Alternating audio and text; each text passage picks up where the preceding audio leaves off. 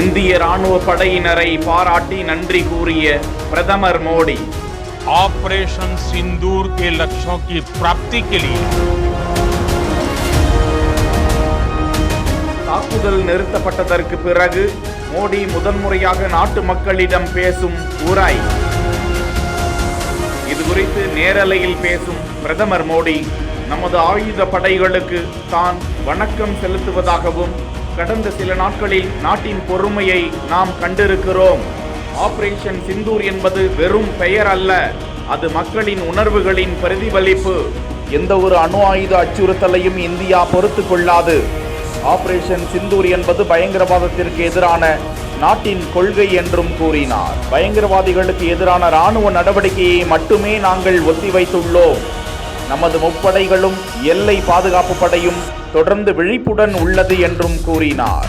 பிரதமரின் முக்கியமான வரிகளாக பாகிஸ்தானை அதன் மார்பில் தாக்கினோம் என்றும் பாகிஸ்தான் பயங்கரவாதிகளுக்கு ஆதரவு அளித்தது என்றும் பிரதமர் பேசினார்.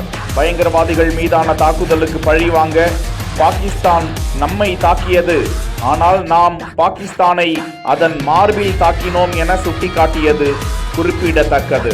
கடந்த நாட்களில் நாட்டின் வலிமை மற்றும் நிதானம் இரண்டையும் நாம் அனைவரும் கண்டோம் என்றும் இந்தியாவின் வலிமை மிக்க படைகள், ஆயுத படைகள், நமது உளவுத்துறை அமைப்புகள், நமது விஞ்ஞானிகளுக்கு நன்றி கூறுவதாக பிரதமர் கூறினார்.